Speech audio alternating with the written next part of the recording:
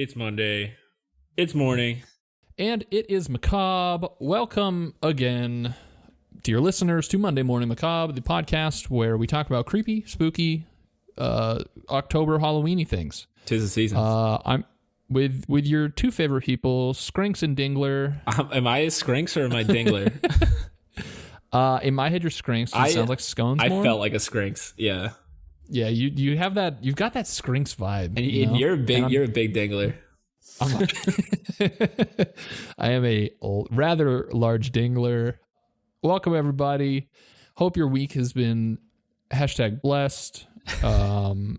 Hashtag other popular hashtag phrases. I can't even think of one right now.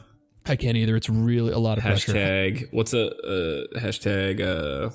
Hashtag follow for follow. Hashtag follow for follow. That sounds like an old one. Hashtag ad. Hashtag Throwback Thursday. Thanks for coming back, everybody. It's October. Unless it's your first time.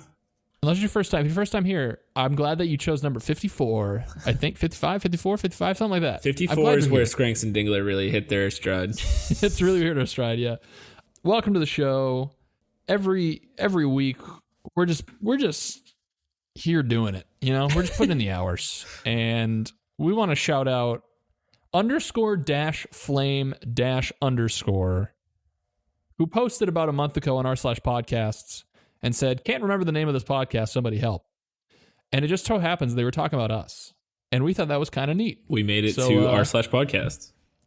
Yeah. Now, are we about 47 days late in responding? Sure. But that's what every good podcast turnaround time is, you know? You can tell because his questions are about very early episodes. The guy being recruited by NASA, something about a cult. I really don't know. But I really don't know. They found the answer. You liked it. And that's pretty cool. So that's just the big doings of the day. Yeah, I think it's even cooler that they found it without us. Right. Okay. Now that we've said that, now that we've said our piece, today I'm going to be bringing Scones some spooky stories. And by stories, I mean singular story. Yeah, sock it to me. And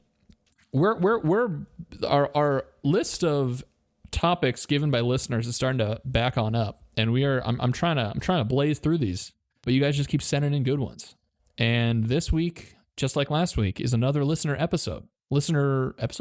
topic, submission, suggestion, Baja Man request. Shout out to the Baja Men. Are they coming back, or are they going to sue us? I really think we have to take the Baja Men out back. We have to shoot him in the head.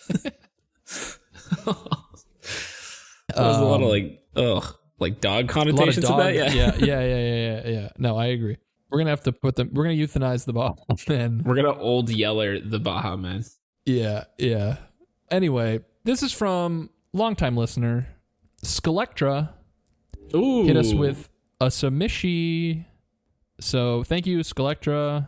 We appreciate your consistent recommendations and listening. I think she's also... Hold on. I don't want to lie. Let me check real quick. The first person to listen to Monday Morning Macabre in space. She was on the ISS. And she said, you know what would make this trip better? 2 real ding-dongs. And here we are.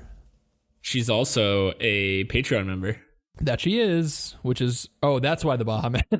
We put them down too early. Oh, no. We have to play them every time. We're going to get... Our asses are going to get sued by the Baja Man. No, we can't let that happen. So today, Scones, we are going to be talking about a pretty crazy mystery called Who Put Bella in the Wych Elm? Yippee-i-oh.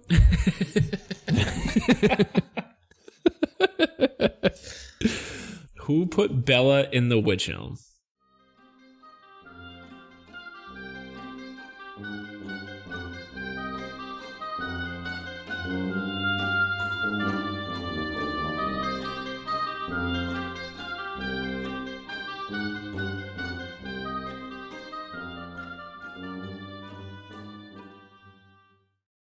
Who put her in there, Scones? All right, without any context or knowledge, Scones, who do you think did it?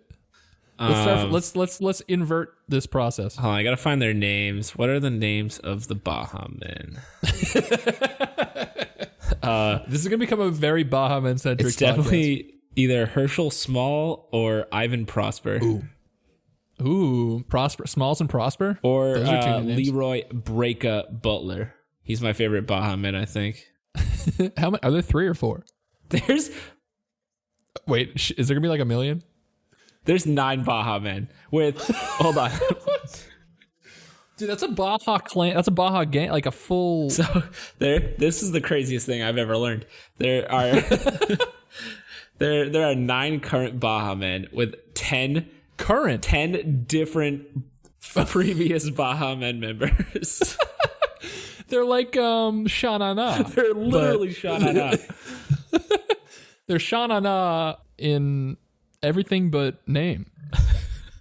Okay. I know a lot of listeners out there are like, I'm so glad they're still talking about this. So glad I trenched through Reddit to remember what this was. But it's Halloween, October time. It's the time for spooky stuff. Which means we're going to get to it. Who put Bella in the Wych Elm? Scones, this is a story from England. And I'm reading from crimereads.com. And let us begin. The story of the case begins in fittingly dramatic fashion. As dusk was falling on April 18th, 1943, 4 teenage boys were cautiously trudging through Hagley Woods. This stretch of woodland was situated on the grounds of the impressive Hagley Hall estate, which belonged to Lord Cobham. Oh, Hagley's the name. I thought that was like a word to describe, like a English word to describe. Oh, through like... a Hagley Woods. Yeah, it meant woods where a bunch of the trees have faces. Ents or Hagley. The 4 boys, Bob Hart, Tom Willits, Fred Payne, and Bob Farmer, were trespassing. Braving the dangers of getting caught by an angry gamekeeper, they were looking for some excitement to take their minds off the nightly German Luftwaffe's bombing raids. This takes place during World War II, by the way, just for some context. These bombing raids were wreaking havoc in Birmingham, their hometown. They had their dogs with them and were hoping to supplement their family's meager meat ration with a poached rabbit or 2. Birmingham? Like fucking Peaky Blinders? Yeah, like Tommy. Yeah, exactly. That's sick. Linda. I'm a good man, Tom. I'm a good man. Tom, Linda. Yeah, Arthur like absolutely obliterating Arthur someone Shelby to is the death and then being man. like, I'm a good man, Linda. I'm a good man, Linda. Watch Peaky Blinders. Yeah, and you'll definitely get do. Shitty, I actually just bought. I splurged. I bought a vinyl, like a collector's edition vinyl of Red Right all Hand? the music from like the first whatever seasons that are out right now. Red Right Hand is a banger. It sure is. There's a couple versions of it too. Anyway, after a while, Bob Farmer spotted a wych elm named for its strange appearance and decided to climb it, hoping to find a bird's nest. He clambered up and peeked down into the hollow trunk. A glimmer of white convinced him that he had hit the jackpot. However, the object lodged in the middle of the tree was not a bird's nest at all. Bob pulled it out and found himself staring at a skull, whose empty eye sockets seemed to stare right back at him. At first, he thought that the skull was that of an animal, until he noticed clumps of what looked like human hair clinging to it and crooked teeth protruding from its mouth. How does the skull still have hair? Well, that would probably indicate that it's not so old. The boys fled the woods, promising each other never to tell a soul about what they had found for fear of getting in trouble. Somebody fucking squealed. If we're reading this, that means somebody done goofed. So, despite the promise they had made, the seriousness of their find weighed heavily on 17-year-old Tom Willits. Shortly after he returned home, he told his parents about what he and his friends had found in Hagley Woods, and they alerted the police. The area was soon cordoned off. Inside the ominous-looking tree, they found a woman's skeleton. Disturbingly, her hand was missing. The bones were discovered scattered around the tree. A cheap imitation gold ring and size 5.5 crepe-soled shoe were also found a short distance away. Scraps of poor-quality clothing hung from the bones, and a piece of taffeta fabric was stuffed inside the mouth of the skull, indicating that the victim had been suffocated. The medical examiner, Professor James Webster, concluded that the woman was around 35 years old, had irregular teeth in her upper jaw, had light brown hair, and was just 5 feet tall. He also determined that the woman had given birth to 1 child in her lifetime and estimated that she had been dead for around 18 months. Is a woman being just 5 feet tall like that weird for back then? I think The 5 feet 40s? is short. I don't know. I don't talk to any woman who's above 4'11" on my Tinder, but we're just reversing the 6 foot rule. Also, I'm not on Tinder, by the way, my wife. Just to clarify. In case she took that after everything she knows about you, she took that She's like, very I knew seriously. he was being serious in that one moment. She's 4'2". You cheating, by the way. heightest bastard. Mm-hmm. She's like little scones. She's a real wee lass. So, Professor Webster's finding made him certain that the death of this unknown woman was murder, stating, I cannot imagine a woman accidentally slipping in there. Neither do I think it responsible for a woman to crawl to that place to commit suicide. So this dude's a real big brain guy. Yeah, he's really saying what people are too afraid to say. Yeah, I don't. I doubt she would just climb in there. It's like, okay, thanks, Professor. Well, problem, case closed. I doubt she'd take off one shoe, leave it really far away. I don't think she. Yeah, I don't think she cut her hands and scatter the bones and then crawl inside. That seems weird to me. Although everyone has their own thing. That's why he's got the degree. He also concluded that the woman had been placed inside the hollow trunk before rigor mortis, the stiffening of the muscles following death. Oh, so she had to be killed. Otherwise, the body... She had to be stuffed in there like right away. Yeah, she got to get... Yeah, she would have been too stiff to fit inside the narrow tree trunk.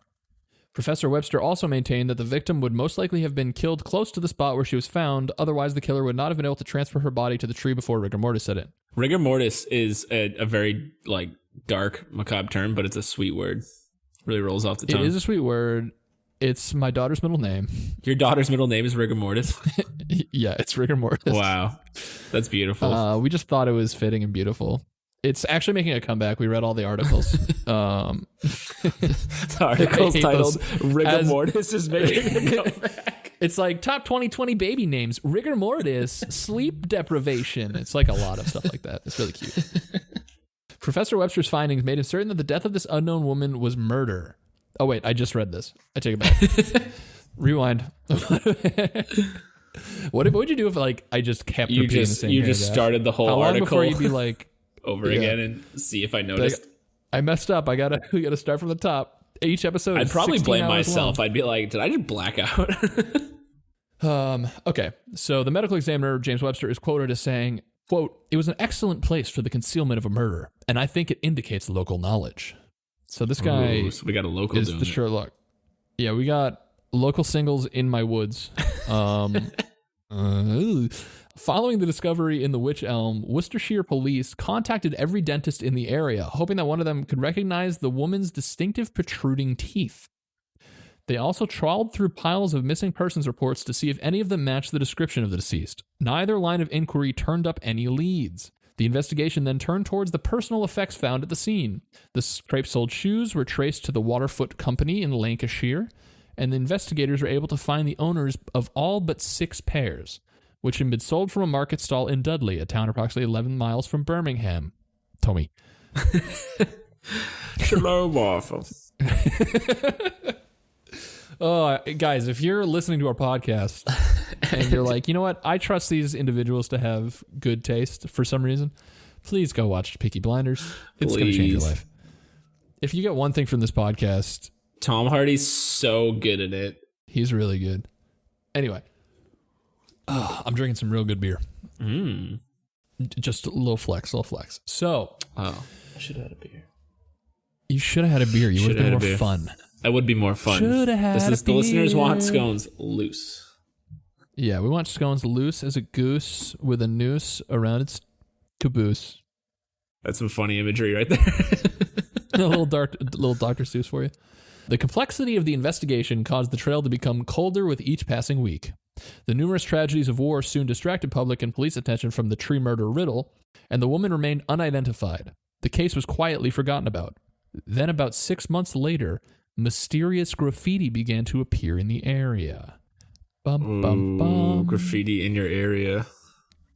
Local graffiti in my area. The ads just keep popping up. They're writing themselves. Christmas 1943. The first message, written in the chalk on the side of a house in nearby Old Hill, read, "Who put Lubella down the Wych Elm?" This was the first time that a name had been connected to the deceased woman. Yeah. Over the ensuing months, similar messages appeared, all written by the same hand. That's super creepy. Yeah, it's super creepy. Do you think it was the killer, or do you think it was like someone who knew? I think it's someone who knew, but also it makes me wonder if they had better information than the police did. Yeah, or they knew and they couldn't go to the police, but they felt guilty, so they did this. Yeah, exactly. That, or it's a viral stunt to get publicity for the new movie coming to theaters. It all goes back to it. Yeah, this was the precursor to the 2016 clown epidemic. So imagine being in town and constantly getting the shit bombed out of you by the Nazis, and then also having to deal with this bullshit. I was gonna say, what an asshole this guy is. Yeah, woman, we don't know. Whoever the murderer, what an asshole. Who's like, I know we got a lot to worry about, but let me just do some real heinous, awful shit. So, as I was saying, over the ensuing months, similar messages appeared, all written by the same hand. Gradually, they took on the same word form. Who put Bella in the Wych Elm? The graffiti rang with the implication that somebody knew who killed Bella, but appeals by police to find the artist all proved... Oh, sorry. Should I keep that in and triple the gain on that bad boy? Yeah, just definitely. Really blast out people's ears. All right. See who the real fans are after that. Appeals by police to find the artist all proved unsuccessful. In the late 1940s, new messages started to appear asking the same question. Was this a clue or a taunt? The case became a whodunit that gripped the nation. The combination of the mysterious messages and the lack of an identity for the victim prompted some fanciful theories. These theories are some of the reasons I like this a lot. I think people really had a good time with these theories. I think they really ignored a lot of evidence and practicality and went with their imagination, which is always fun. First, dark magic. One notion... What a place to start. One notion that surfaced early on in the investigation was that Bella could have been the victim of a black magic ritual.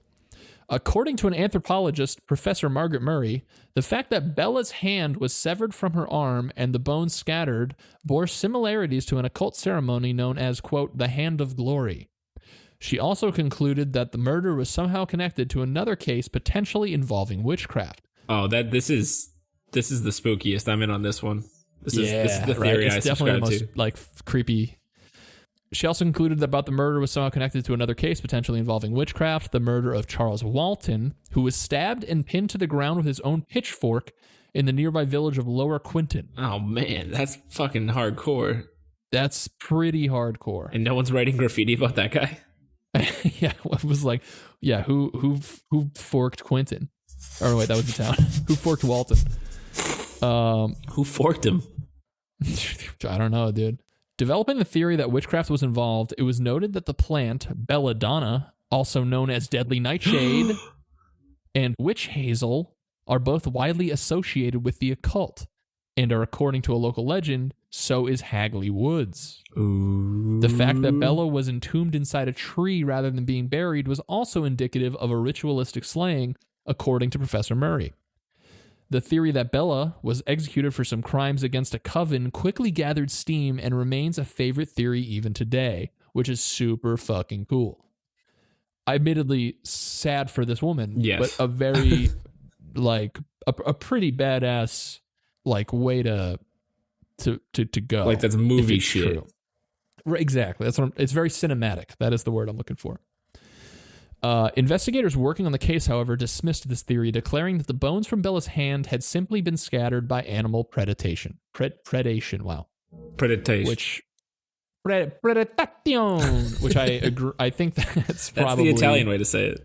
Yeah, this is honestly probably what happened, but I love the idea that she had a fight with a coven. That's so much cooler. Yeah. Second theory, was Bella a spy?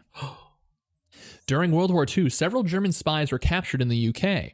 As a result, in 1953, the case of Bella and the Wych Elm attracted a new line of inquiry: war espionage. The Wolverhampton Express and Star received a letter It's all caps. I have to read it like that. It's not all caps. Received a letter from somebody who identified herself only as Anna of Claverley. She claimed to have information on the identity of Bella and was interviewed by journalist Wilfred Byford Jones. According to Anna, Bella was a member of a spy ring seeking information about the location of local munitions factories that could then be targeted by the Luftwaffe. Anna was later identified as Una Mossop, or Una, U-N-A, Una? I don't know. By Uno Play Reversal card. Dude, you know you can't play a +2 on top of another +2 in Uno? Dude, Uno, we'll take it from here. We're so hip. See what I did? Look at us. Look at our memes. Look at us being youthful. Where am I? Okay. Do you think the listeners know that we're 46 years old? Yeah, a lot of them don't realize that we're in a home in our late 60s, early 70s. What did you say our names were? Old Scrumps and Dimpledorf for 46 Sprinks and Dingles or whatever? I kind of like Scrumps and Dimpledorf. Yeah. Skunky and Doc Martin. Scoliosis were both... and diarrhea. That's all the SC and D words. That's not even our names. That's just conditions we have. We've made up every single story so far. We can't believe you guys believe us. Idiots. We are old and senile. Anywho. Like how you said we're old and senile and I said we're 46. Just ancient life forms. Anna was later identified as Una Mossop, and she alleged that her RAF pilot husband, Jack Mossop, had witnessed Bella's death. She said that Mossop told her that he had become involved in a spy ring along with a Dutchman called Van Ralt. Shit in the UK is Dutchman. Still just stories, like storybook. Dude, this is a lot events. Like Peaky Blinders. Just a documentary. So, all right, so what happened with Van Ralt? One evening, Van Ralt, accompanied by a woman Mossop believed to be Bella, had picked up Mossop in his car. Shortly after, Van Ralt strangled the woman, allegedly because of her spy associations. Another version of this story claims that Jack Mossop and Van Ralt had been drinking with Bella in a local pub when she became drunk and passed out. The two men then placed the woman in the tree to teach her a lesson. When she awoke, she was unable to climb out and perish. What the fuck kind of lesson are you teaching? Remember, if you spy, you end up in a tree. Hey, I'm trying to think of something that rhymes with spy. That has to do with trees, but I can't. You spy, you... I mean, die is there, but that's petrify, too easy. Like petrified wood. That was a leap in bounds, but we'll take it. I think it's the best we're going to get. And that's the macabre promise. That's the Scrimps and Dimpledorf promise. Okay. However, this theory doesn't explain the discovery of the taffeta stuffed inside her mouth. Whichever version was reported to the newspaper has become obscured by time, but what is known is that Jack Mossop died in St. George's Hospital, Stafford, before Bella's body was discovered. Ooh. Allegedly, well, here's where it gets extra super creepy. Get ready for those chills, ladies and gentlemen. Allegedly, recurring nightmares of a skull stuffed inside a tree ultimately led to his mental breakdown. Van Ralt was never found, and investigators considered Mossop's testimony to be nothing more than hearsay from an estranged wife, told 12 years after the discovery of Bella. That's fucking rad. Fucking spooky. We've got covens. We've got mental breaks due to visions of skulls. Yeah, this topic's pretty metal. Yeah, it's pretty hardcore, dogs. If you guys need a metal band name, Bella's not a good one, but Wych Elm might be. I don't know. Oh, Wych Elm definitely is. In later years, the classified MI5 files gave some weight to the spy theory. The files revealed information concerning a German spy named Joseph Jacobs, who was captured after breaking his ankle while parachuting into Cambridgeshire in 1941. I wish he broke his ankle on the basketball court against another spy. It got crossed up. He got a crossover, just broke his ankles, and they captured him. After Jacob's arrest, we're 46 and senile, folks, okay?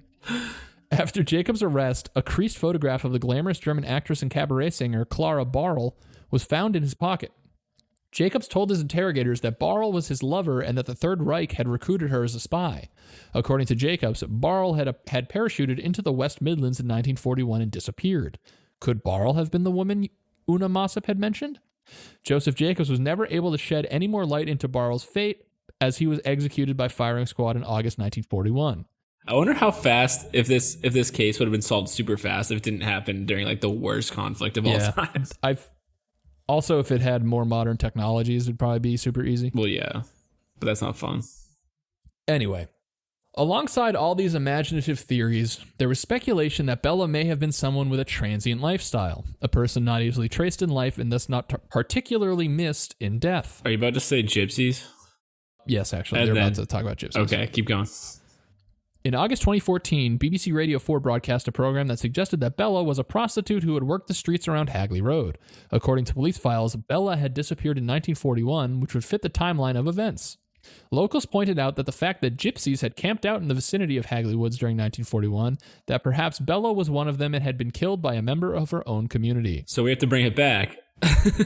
Yeah, we have to bring it back to Peaky Blinders. This is so much similarities between this and Peaky Blinders. Also, I've Birmingham heard in the 40s that they prefer not to be called gypsies. I think it's Romani I've also or heard that as well. traveler, I think is the term they prefer, but I'm not sure. It might also depend on where they are or which group they are. That is true. And I truly do not have enough knowledge to know either way. And that's the macabre promise.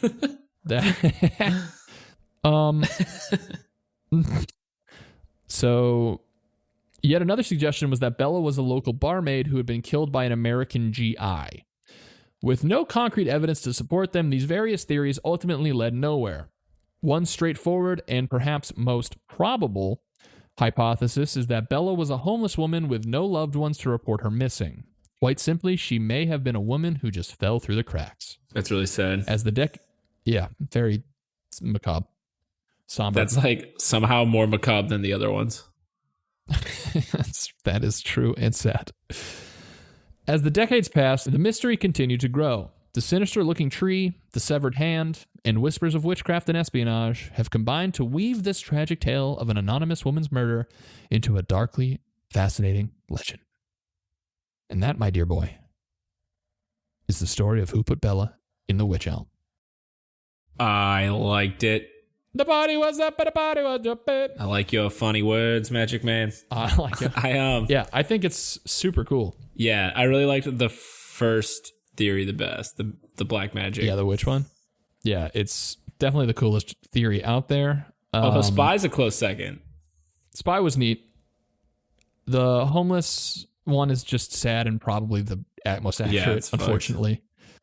But it's 75, or I guess now it's, when was this? Yeah, it's 76 years now that this mystery has continued and nobody has a good answer for it. I'm surprised with like modern, it sounds like they have their teeth because they mentioned how her teeth are like crooked and uneven or what have you. Yeah. I'm surprised that like dental, there's no, I guess if they don't have the record of the dental, or I don't know when if dental she was start. Of like, whatever term. Transient? Yeah, she definitely does not have dental records. Or might not have dental records, I should say. And also back then, she also could have had dental records and they could have just been absolutely obliterated by bombs. That's a very valid point. That country was just getting absolutely obliterated every night at that point in history. That is true. So, Skulllectra, shout out again. Thank you for sending it in. If you guys have... We've got a few more in our DMs. We appreciate everyone sending them in. They're always super interesting. Just sliding them into their DMs, into our DMs. To our slippery DMs. We are known to have the slipperiest of DMs. Hello? What? I don't know. What are the connotations? I feel like I have to go to a confessional booth now. Yeah. I don't like it. I don't like it at all. I don't either. I don't like saying that we have slippery DMs. So our nurses are coming with our nightly meals at our. So we gotta get going. I'm taking all the pills in the little cup that's labeled with an M. Yeah. I got some blue pills in a cup that they make me take and make sure I swallow it because I'm almost 47 years old, which is like basically dead. And we're gonna really offend. Yeah, one listener is gonna be like 46, and he's gonna be like, "Dude, what the fuck?" I wasn't doing anything. I know. If it means anything, the joke is because that's not that old. Yeah, the joke. I think you probably get it. We probably don't have to explain this. Yeah. You're 46. You're old enough to get it. And watch fucking Peaky Blinders. God damn. Go watch Peaky Blinders. Follow us on Instagram at Monday Morning Macabre. Twitter, MMMacabrePod. Check out the website. If you're a Patreon supporter, we appreciate you. If you're not and you want a couple, 5 hours worth of extra bonus content so far, I think. I mean, like half of it's one video. So. We got some videos. We got some audios. We got another new one coming next week for you that's going to tickle your fancy and fickle your tansy. Ooh. And I sincerely hope you have a wonderful Monday. And go vote. Everyone go vote. Yeah, definitely go vote. And check out how many people have been in the Baja Man. I urge you to. Especially former member James, in quotes, Funky Boy Morrison.